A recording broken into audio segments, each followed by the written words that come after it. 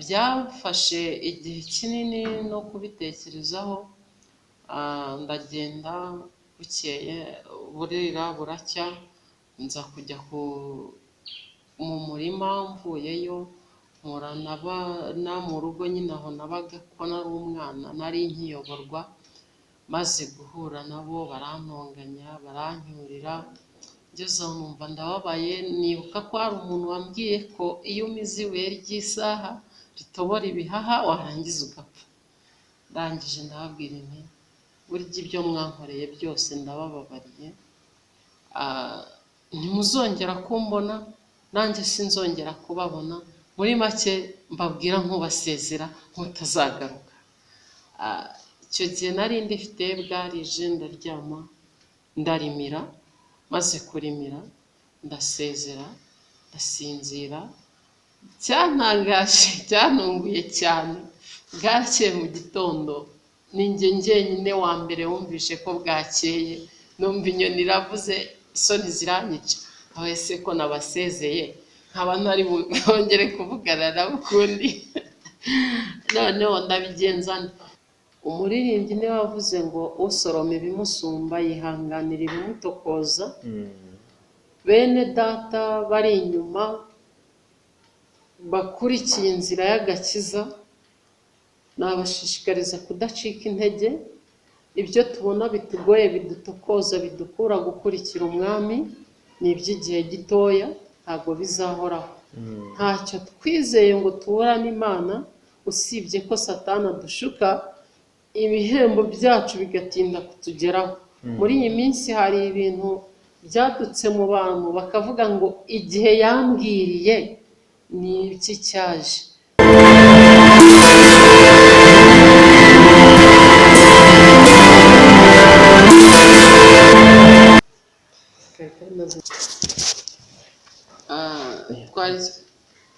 Bakunzi ba God Grace to Benjamin hamwe na Dia Wacu TV, muraho neza? Turabamikije mu izina rya Yesu Kristo umwami wacu, turabakunda cyane.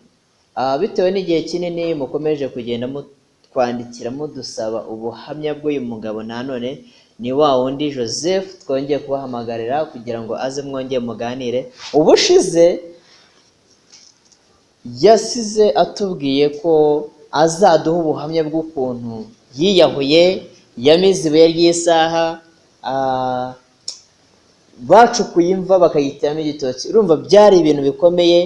Yewe ibuka neza ko nanone hari aho yigize kuragira bakamwima n'inka ze. Ubwo ni ubuhamya bukomeye cyane, tugiye kongera kumukurikira twumve uko bukeye n'uko bwije.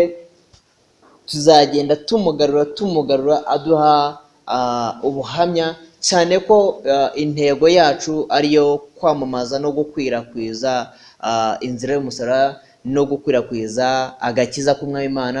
Kuko ndizera neza ko nawe aho ngaho aho uri bishobora kuba nawe warabayemo mu buzima nk'ubwo yaciyemo, ariko ubanza wemerere Yesu nk'umwami n'umukiza kugira ngo ukizwe nawe agutabare. Mbere na mbere ni ukwemera agakiza k'Imana, nayo ikaza ikagusanga. Wiriwe neza?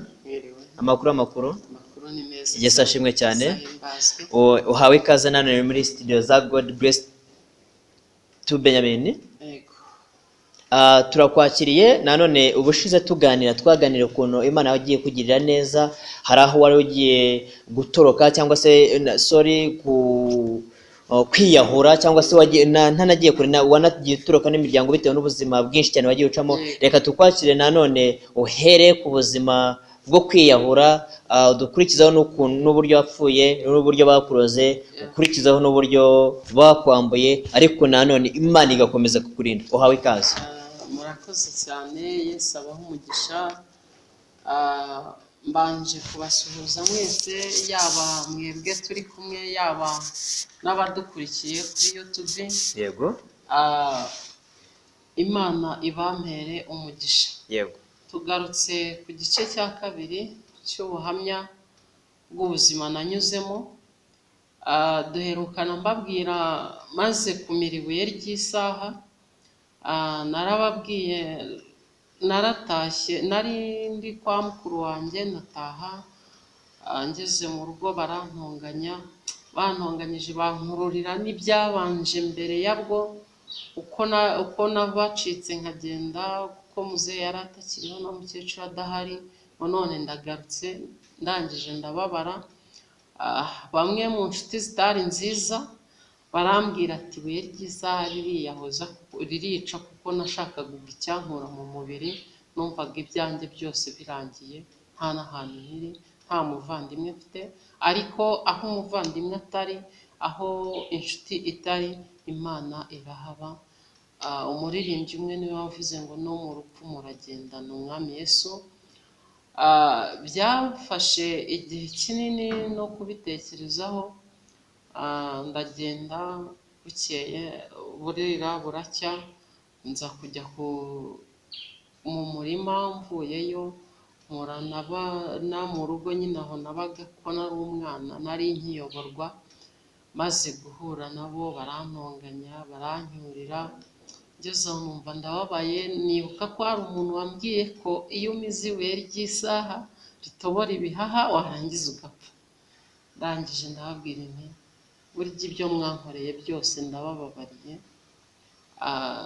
ntimuzongera kumbona, nanjye sinzongera kubabona. Muri make mbabwira nk'ubasezera nk'utazagaruka. Icyo gihe nari ndifite bwarije, ndaryama ndarimira, maze kurimira ndasezera ndasinzira. Cyantangaje cyantunguye cyane, bwakeye mu gitondo ninjye njyenyine wa mbere wumvishe ko bwakeye, numva inyoni iravuze, isoni ziranyica, aho ese ko nabasezeye nkaba ntari bongere kuvugana nabo ukundi. Noneho ndabigenza narabyutse nkuma ku madomora bajyangiye kuvoma, kugira hatagira unkurikirana, ko numvaga ubuzima bwanjye n'ubundi ntacyo bukimaze. Ndagenda, ngeze mu nzira, ko nta mafaranga nari mfite, nagendaga n'amaguru. Ndagenda, nari ndi muri Ngoma ahantu bita i Gasetsa, mfata inzira nerekeza aho bita i Kabarondo. Noneho mpageze hari nka saa moya, mbona imodoka irahagaze, havamo mu rugo aho nabaga nyine, mbona havuyemo umugabo waho ari we marume. Akindi yakoze yankubise urushyi, arangije amfatira umumotari ansubiza mu rugo. Mbona bitari buvemo, mfata inzira ndagenda njya gushaka ubundi buzima. Aho ngaho harimo naragiye ndagenda, ni nabwo Yesu yamfataga. Uriya Yesu yagushaka agusanga mu ivata wigaragura akagukurayo. Naragiye mbanza guhura n'umuntu mubi ushaka kunyigisha ingeso mbi zo kwiba. Imana ntiyabyemera, njya mu rundi rugo, maze kurugeramo baranyakira, banyigisha gukunda Imana. Ndabyibuka hari mu rugo rw'umuntu w'umuporoso, anshyira ku ishuri ku gice ndiga, ndabatizwa. Mu baporoso barakomeza, ndakomezwa. Maze gukomezwa nza gufata pasiteri ambera umubyeyi ku buryo bw'itorero. Ubwo numvaga ko ngiye guhindura ubuzima. Maze guhura na pasiteri n'umugore we, nza gufata n'undi mugabo nawe ku ruhande, kuko bagira ababyeyi batatu, nawe mbana nawe mugira umubyeyi, baranyishingira. Bamaze kunyishingira mbaho ngaho muri urwo rugo, tugeze aho turananiranwa, kuko ahantu utavukiye ugeze bagutoza imico yaho ntabwo biba ari sawa ko yose uyifata ngo uhite uyimenya. Nabaye muri urwo rugo ndubamo, igihe kigeze mbona ntabwo ari sawa, urugo nduvamo, njya kwa pasiteri. Noneho ndavuga ngo pasiteri ni umubyeyi wanjye, reka musange wenda ubuzima burahinduka mbeho neza. Nagezeyo pasiteri arambwira ati rero hano ngira abana benshi, ariko wowe ndabona uko biri utangiye kugera mu myaka 15 n'itandatu, mfite umushinga nkora hariya, genda ujye ku cyuma cy'umuceri undeberere nk'umwana wanjye, abandi baguma uko nagiye njya mu kazi.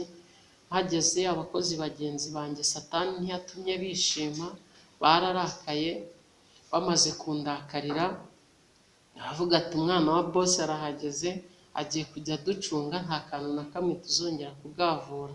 Noneho igihe kigeze, ba bakozi turakora, tuvana mu gitondo saa 6 z'ijoro tugera ku zindi saa 6 z'ijoro, umva ko umubiri wari unaniwe, duca bugufi turaruhuka, akazi turagahagarika.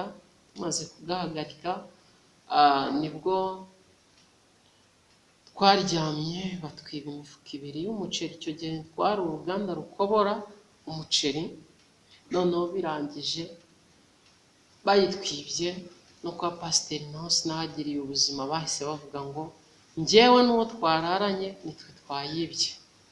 Icyo gihe narakubiswe, ndakubitwa, inkoni noneho zigeze mu mva ziranyishe.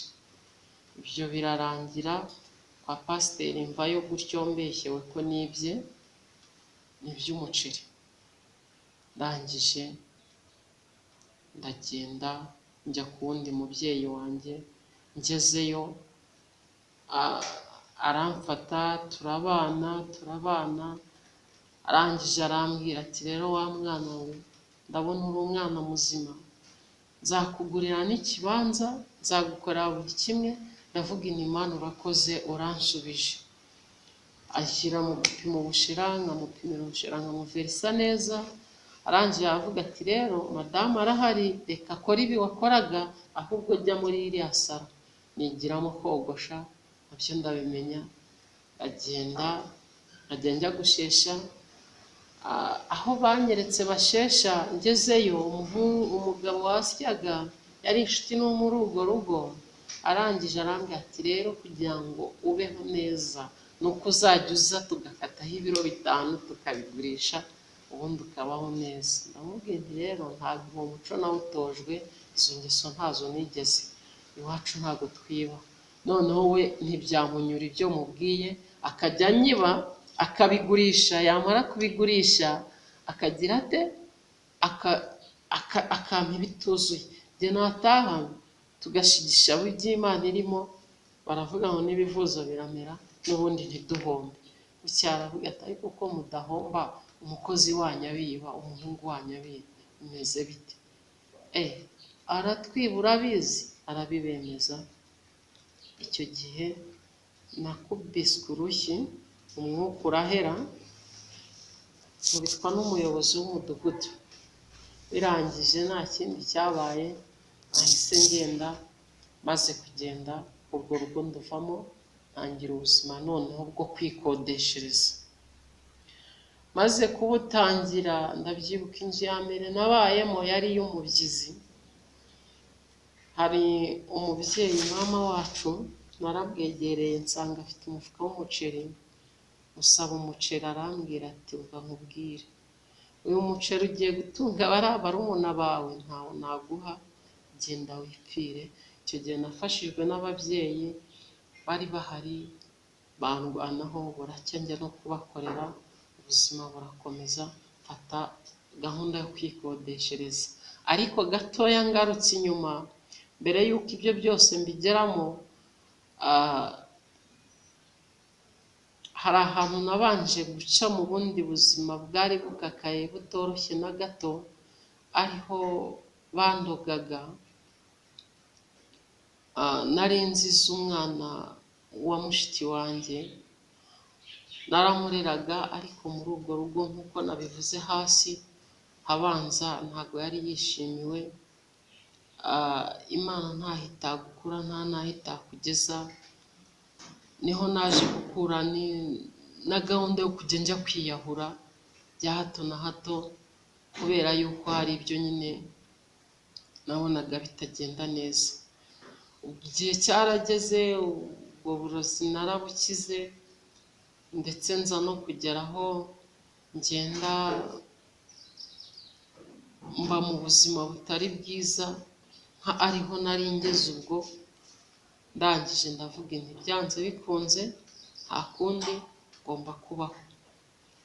Ndabyibuka maze kugera kwa pasiteri aho ngaho mu Gakiza, naje guhura n'izindi mbogamizi, pasiteri dutandukanye, ntangiye kwibana, ubuzima bushaririye, nari ngeze mu myaka 16, byarananiye nza kugenda nza kubana n'abapolisi. Icyo gihe ndabyibuka nabanye nabo, igihe kimwe baza kunsiga, bose bihakonje, baragenda bansiga kuri sitasiyo yari irimo ibintu byinshi bya leta. Noneho hejuru hari umurasire,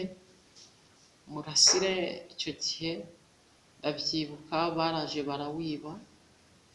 Umuntu wawibye yaturutse mu mudugudu w'iwacu, aza yikoreye urwego rwo mu baturanyi, arugeza aho ngaho ararwibisha.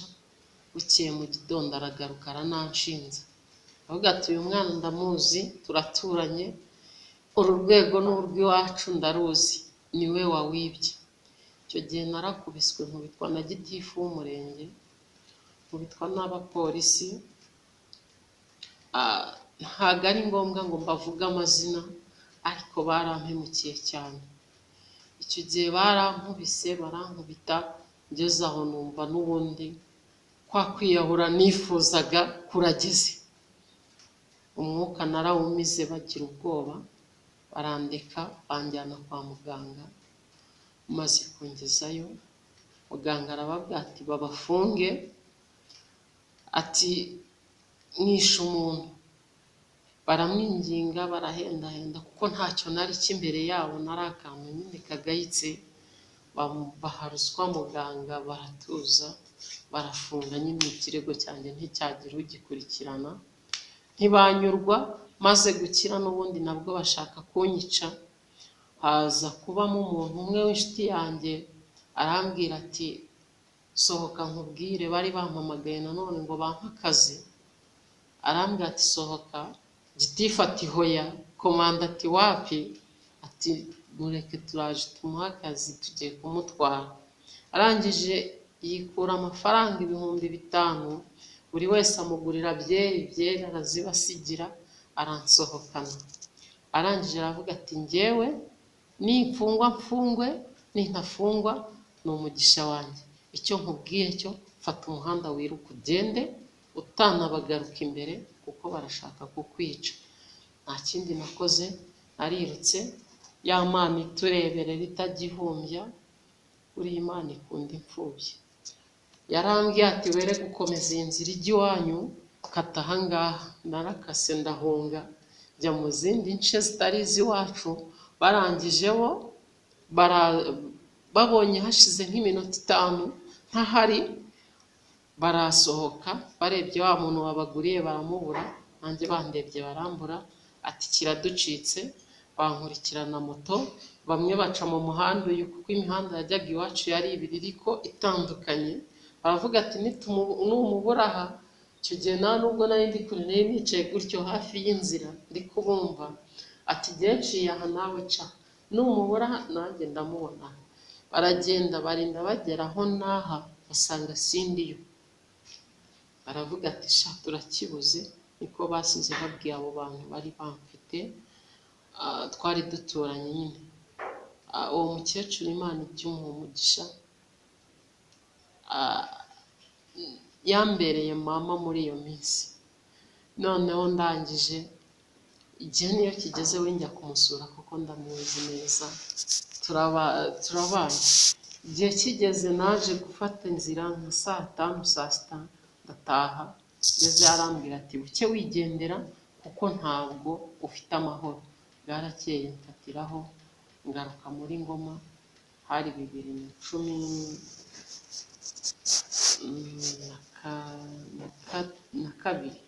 Ngeze Ngoma, ubuzima bwaho ndabwiga, mfata isuka ntarigeze mpinga, nihata imibabaro, kuko nk'uko nabibabwiye hepfo, iby'inka byari binaniye iby'ubutunzi, ndagenda mfata isuka, ndagenda ndahinduka, si jye wari warakuze nirukanka jugujugu, ndongera ngaruka inyuma noneho mpita nsaza. Okay. Urakoze cyane, twumvishe amateka, ubuhamya bikomeye bikora abantu ku mutima. Biragoye kubyumva, biranagoye cyane kuko birakomeye pe. Ariko ubwo buzima wabubayemo ugeraho uba umugabo, ariko none reka tugaruke inyuma ho gatoya. Waje gukizwa ute? Nyuma yo mbese reka duhere aho ngaho, wakiriye agakiza ryari? Nakiriye agakiza 2009. Yego. 2010 nkavamo, kubera ko nabatirijwe mu Baporoso, nabaga kwa pasiteri, urumva nibwo agakiza kari kangezemo. Ariko kubera ubuzima bw'ubupfubyi no kutagira epfo no haruguru n'imitego satani yanteze guhita ntega ibyo byose no gukubitwa, nuko yari abonye ko ntakiri umukozi we, ntateze no kuba umukozi we, arangije agenda nteza ibibazo byinshi. Okay. Urakoze cyane. Ubu ngubu usengera he? Ubu nsengera muri ADPR. 2010 nibwo agakiza nakaretse, ndagenda nsubira mu bindi kuko ubuzima bwari bumaze gusharira ntacyo mfite. Icyo gihe naragiye mfata isuka ndahinga, ntarabyigeze ndabyiga, ngeze aho nabyo ndabimenya. Maze kubimenya ndabyibuka hari saa sita, icyo uzaba cyo ntaho kijya, bari bakoresheje igiterane muri ADPR, ari nayo nzira naciyemo nza muri ADPR.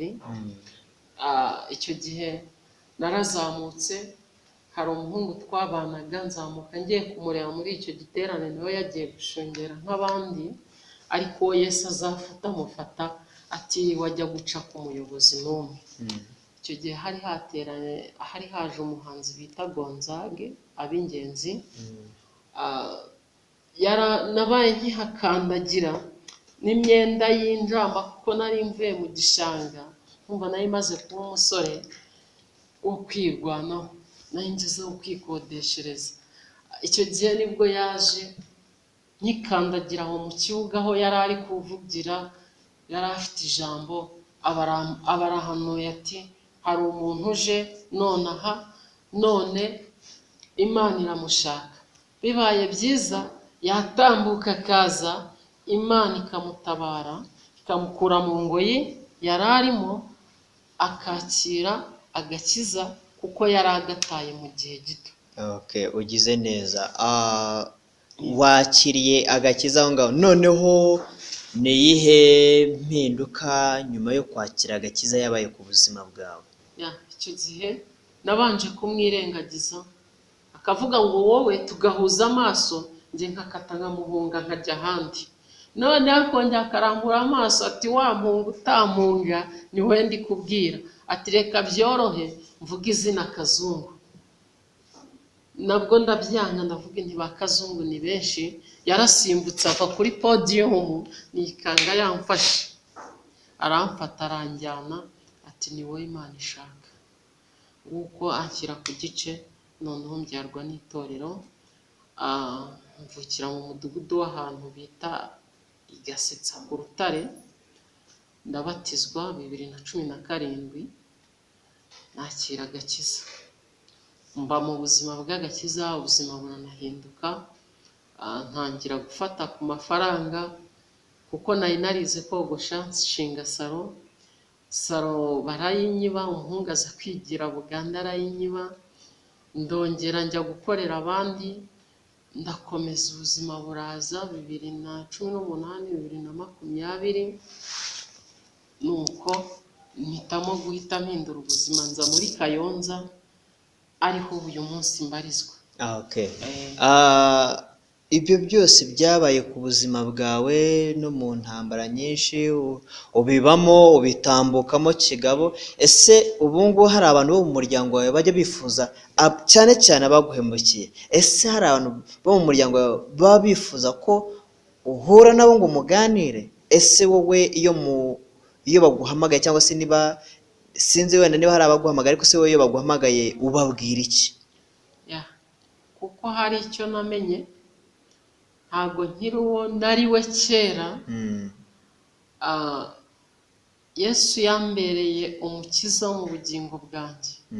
Barampamagara tukaganira, bamwe bansabye imbabazi, abatarazisaba narabababariye, ubu nta kibazo. Shima Imana ko turi bazima, shima Imana ko mbanye nabo mu rugendo rw'agakiza. Ndumva aribwo wenda nazasubukura mbere nyuma y'ubu ngubu mbahaye. Nabwo nahuriyemo n'izindi ntambara nyinshi zitandukanye, ariko umuryango wanjye wo twariyunze, ubu nta kibazo. Nararebye mama akiriho yaravuze ati twiyunge n'abatwiciye.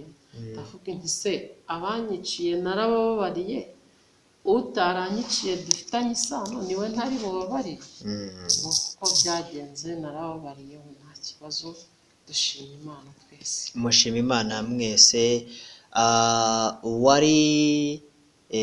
wari umushumba w'inka, niwo wabaye umugabo, wari ugiye kwiyahura uyu munsi niwe urimo kugenda uhamya agakiza ka Kristo. Ese wabwira iki ku bantu bakiri ku buzima, bari mu buzima nk'ubwo ubayemo? Icyo navuga cyo, ntaho Imana itagukura, nta naho itakugeza. Icya mbere ni ukubibamo neza. Mu rugendo tugenda ntago haburamo abaguduca intege, abakubwira ati se ubundi igihe bayivugiye kitaza, ariko ndahamya ukuri ko izo ni impfu ebyiri nababwiye cyangwa eshatu nshobora kuba narasimbutse, ariko hari izindi, hari ubundi buzima bushaririye inyuma y'ubu nzababwira butari ubu. Uburyo Imana yandinze impanuka z'imodoka, uburyo Imana yandinze impanuka zo mu giti. Nigeze kurira igiti ahantu ndagitema, kirahindukira kiricurika, gifite ishami kiragaruka gifata mu izosi gifatira ku kindi. Urumva ko nabwo ni urupfu Imana yandengeje. Ubuhamya ni burebure, turi kumwe n'abadukurikiranye bose, bajye bakomeza barebe YouTube, ubuhamya buzagenda buza cyane cyane by'umwihariko bajye bareba Dia Wacu TV na God Grace to Benjamin. Urakoze cyane, ariko turimo kuganira dusa naho tugana ku musozo.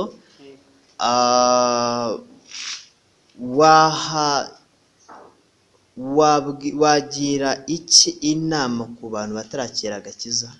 Icyo nabwira abantu batarakira agakiza, Yesu aracyakiza kandi ntabwo yabiretse. None ushobora kuba uri umujura, uri umusinzi, waranyuze mu buzima bubi nk'ubwo waciyemo, nk'ubwo nanyuzemo, waranyuze mu gihe kitari cyiza, kuko ubuzima bw'ubupfubyi burahanda, buraryana. Hari n'igihe wicara ukumva ko nta n'ikimana imaze. Ariko ndashishikariza abantu bose, Imana hari icyo imaze, hari n'aho ishaka kugukura muri bwa buzima bubi urimo. Ubu uyu munsi yankuye mu buzima bubi, nubwo ntarabuvamo neza, ariko mfite ibyiringiro. Umuririmbyi niwe waririmbye ngo mfite ibyiringiro bifite ubugingo, yuko n'ibyo ntarabona nzabibona. Tuzaba ibihumbi, ariko tuzaba ibihumbi kuko twizeye, turamye umukiza. Ubu uyu munsi ntaho umukiza atagukura. Yagiye ku musaraba ari njyewe, ari nawe unyumva, ari n'undeba, nitwe yashakaga. aje gutarura intama zazimiye. Icyo navuga, ntago wakiheba ugihumeka, yego, kandi nanone ntiwacika intege ugihumeka. yego, igihe ugihumeka izera Imana ko iriho, ikora kandi irakiza. Hari igihe noneho nzatanga ubuhamya bwiza butarimo umubabaro, ahubwo burimo umunezero waho inkuye. Titus niwe waririmbye ngo aho igejeje ikora mbaye nyishimiye. yego, naho ishaka kungeza, yego, mbaye nyishimiye. ubaye yishimiye. Icyo nabwira buri wese ubabaye, umunyarwanda niwe wavuze ngo bucya bwitwa ejo. Ejo amateka arahinduka. Nibegere amatorero, bisunge abandi, baze badusange, nanjye bansange, baho ubuhamya bw'ukuri mbareba, nanjye nabo bandeba, twige birenze ibyo naba ndi kubigisha ubu. Hanyuma nitusoza bazabona ko nta Imana itagukura, nta naho itakugeza. Imbere ni heza, bareke ubuyobe bwo muri iyi si, bareke amatwi abashuka abajyana kubayobya ngo bate umwami, ahubwo nibaze dukurikire umwami Yesu. Imbere dufiteyo ibihembo. Urakoze cyane. Imbere dufiteyo ibihembo. Message dukwiye gutambutsa imbere y'abantu ni ukubwira abantu bakakira Yesu nk'umwami n'umukiza, ubundi bakabona ibyiza byo mu ijuru. Tugana ku musozo, reka nkubaze ibibazo bibiri cyangwa se na kimwe nabyo nta kibazo. Iyo nk'iy'abana bawe bakubwiye cyangwa iyo abana bawe ubaganirije amateka y'ubuzima waciyemo, ese ubigisha iki? Baracyari batoya. Icyo mparanira neza shaka kubagezaho ni uko nzabarinda gutotezwa nk'uko natotejwe, kandi ni nacyo nsaba Imana. Gusaba Imana ngo ubuzima nabayemo izaburinda abana banjye, kuko ijambo rirambwira ngo nidukora neza izatwibukira mu rubyaro rwacu. Yego. Ndashaka ko nkora neza ngihumeka, yaba bamaze kuvuka, yaba bateganya kuvuka, cyangwa abo nteganya kubona, kuko ijambo riravuga ngo mubyare mwororoke mungane n'umusenyi w'inyanja. Ariko nanone mu bushobozi bwacu tugomba kubyara batazahura na bya bibazo navuze hasi. Okay, urakoze cyane. Mwese mwari mukurikiye Dear Wacu TV hamwe na God Bless to Benjamin. Turabashimira cyane ko mwakomeje kumva ubuhamya, amateka y'ubuzima bukomeye, ariko bwasizemo ishuri. Ese ikibazo aricyo cya nyuma, ishuri waba warakuye muri ibi byose ni irihe? Icy'ingenzi cya mbere nahuye nacyo ni ukwihangana. Yego. Umuririmbyi niwe wavuze ngo usoroma ibimusumba yihanganira ibimutokoza. Bene data bari inyuma bakurikiye inzira y'agakiza, nabashishikariza kudacika intege. Ibyo tubona bitugoye, bidutokoza, bidukura gukurikira umwami, ni iby'igihe gitoya, ntabwo bizahoraho. Ntacyo twizeye ngo tuburane Imana, usibye ko Satani adushuka, ibihembo byacu bigatinda kutugeraho. Muri iyi minsi hari ibintu byadutse mu bantu bakavuga ngo igihe yambwiriye ni iki cyaje. Twe gucika intege ngo tunamuke, ahubwo nimureke dukomeze dukore, ibihembo byacu biri imbere. Ushaka kubimenya neza namurangira umurongo wo muri Bibiliya, muri Zaburi 35, icyo gice cyose akagisoma nta kibazo. Ni nacyo cyankuye mu bubata nari ndimo, nicyo cyankuye mu muyobe nari ndimo, kuko njyewe ubwanjye narasomye gifatanyije n'iya ndirimbo natanze ku buhamya bwa mbere, Mana nduburira amaso yanjye ku musozi, ni 194.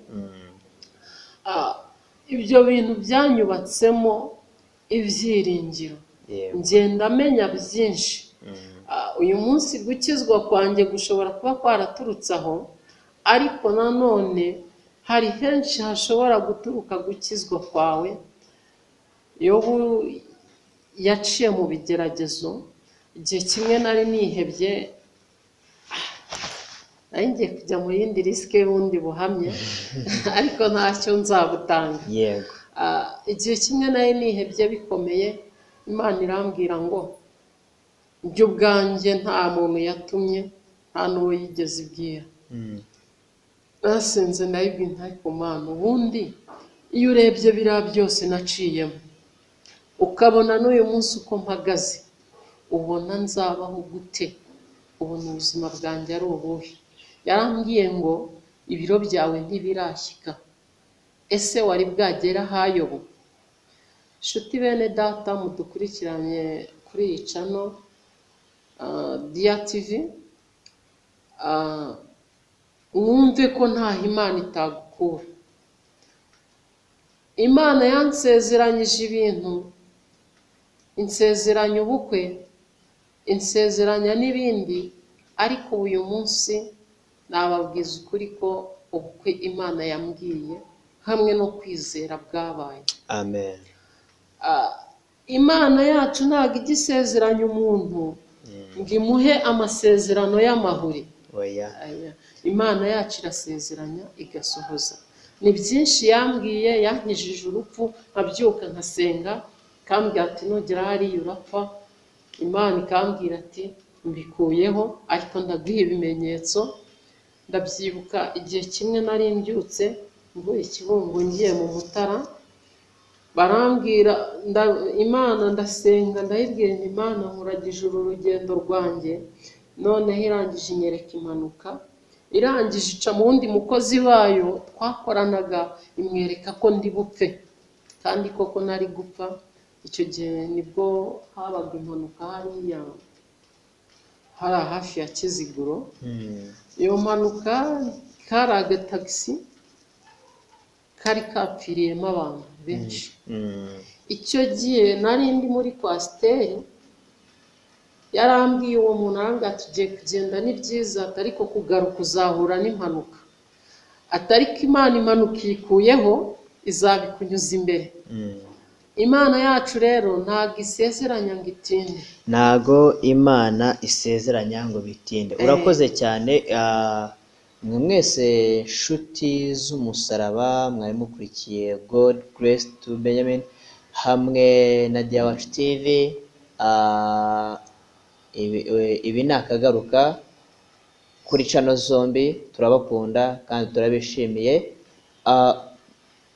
Icyo twababwira ngo Imana ibahereze umugisha. Ikindi twabasaba ni ugukora subscribe, like, comment, share, ukajya usangiza inshuti zawe ubu butumwa bwa Yesu Kristo. Murakoze cyane, Yesu abagire neza. Nakagaruka. Yego. Bajye bakomeza bakore comment, batwereke ko ibyo tubigisha cyangwa n'ibyo tubaha hari aho bibageza. Yego. Ihindura imitekerereze yabo n'ubuzima bwabo, kandi biri imbere ni byiza kurushaho. Murakoze, Yesu abahe umugisha. Murakoze cyane.